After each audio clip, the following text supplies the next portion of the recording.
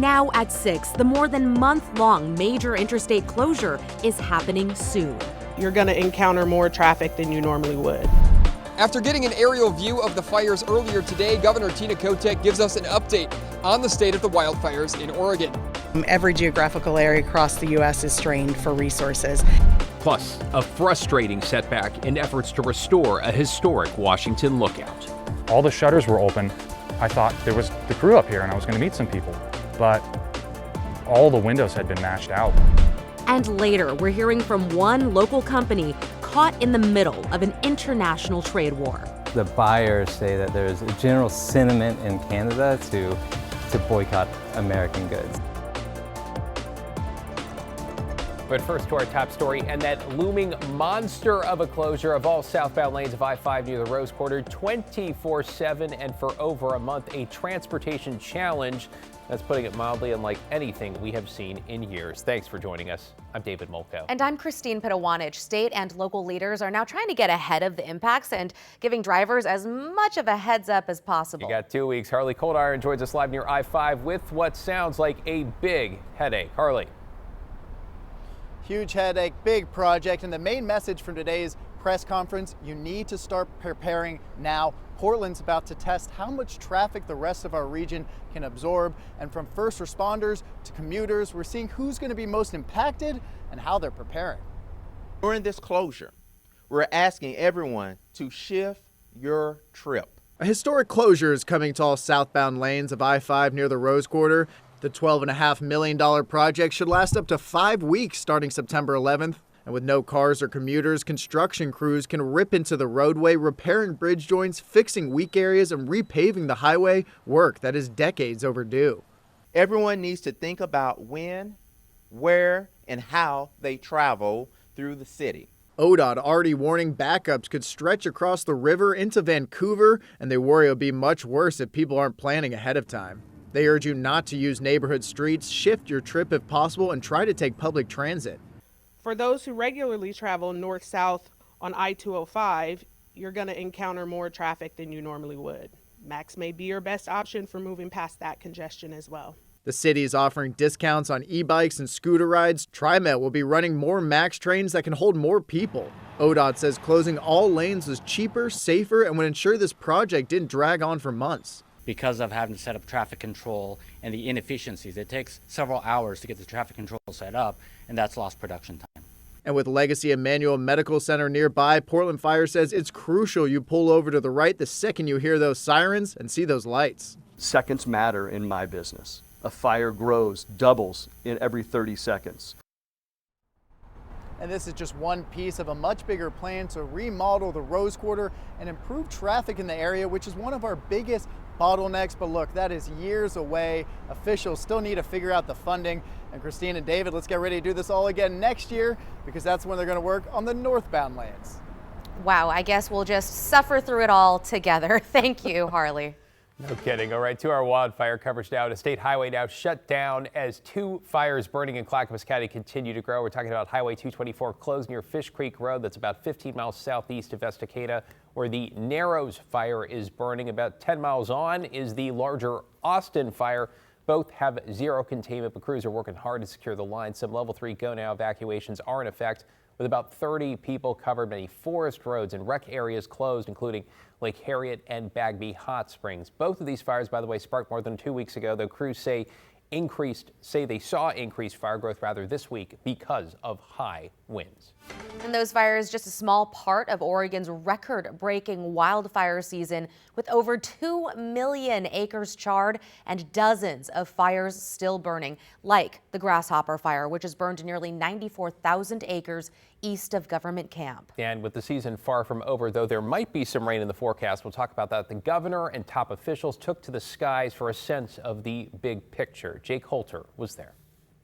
Well, the biggest takeaway is, while this has been an exhausting and record-breaking fire season, we are not out of the woods yet. And as we approach Labor Day weekend, leaders are urging fire safety as firefighters continue to try to get a handle on these flames. It's really horrifying to see the type of fire damage that has already occurred in this fire season.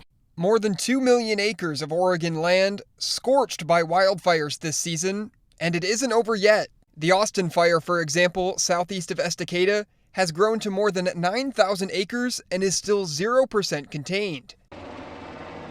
Governor Tina Kotek was given an aerial view of that fire along with the Grasshopper and Cottonwood fires on Thursday. We're watching it very closely. It's the type of fire that could see significant growth here between now and the end of the fire seasons. Tina Kotek also shared that Oregon Air National Guard in Pendleton has dropped 1.5 million gallons of water from Chinook helicopters as part of the more than 60,000-acre Hagen firefight.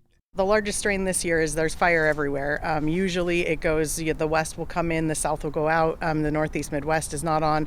Right now, every geographical area across the U.S. is strained for resources. Oregon State Forester Casey highlighting the international help Oregon has received. We were able, through our federal contracts, to bring in a contingent of folks from Australia and New Zealand, and that was extremely helpful for us.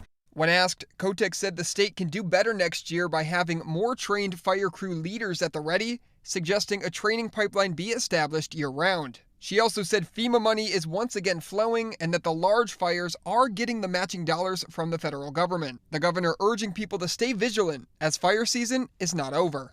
Please be part of the solution. Please be signed up for alerts. If you're in a fire-prone area, be ready to evacuate if necessary. And please, particularly as we head into the Labor Day weekend, and if you're camping or doing anything on your property, please be fire safe. Do not start a fire.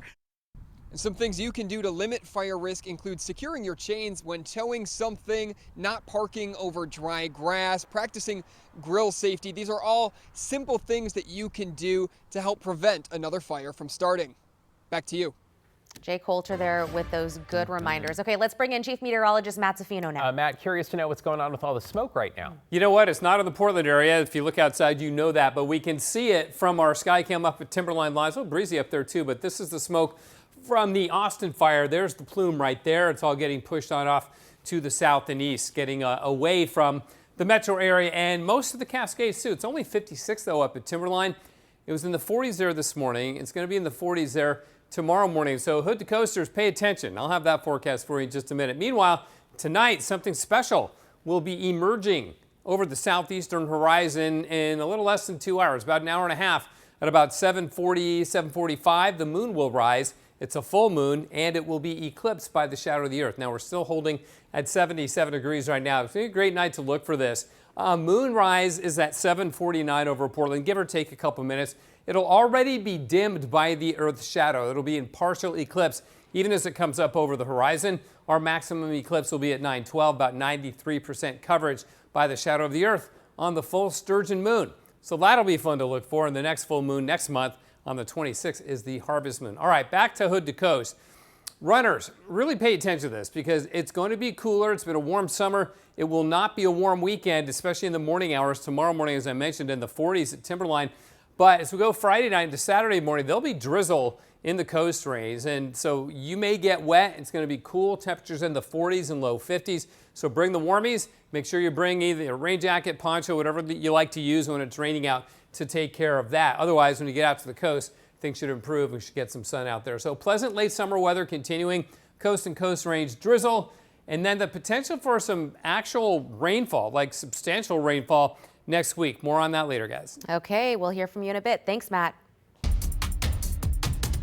In your headlines, the final victim of the Happy Face Killer has finally been identified more than 30 years after she was found dead. Her name is Lydia Jane Wade McWhorter, and she was from Texas. Keith Hunter Jesperson confessed to killing her and 7 other women between 1990 and 95 in 6 states, including Oregon and Washington. She is the last victim to be positively identified. Jesperson was dubbed the Happy Face Killer because he drew smiley faces on letters he sent to the media and to police. He's currently serving multiple life sentences at the Oregon State Penitentiary in Salem. A jury in Polk County has found a man guilty of murder exactly a year after a deadly shooting at a Salem park. Prosecutors say Joseph Workala shot and killed Jacob Collazo at Wallace Marine Park.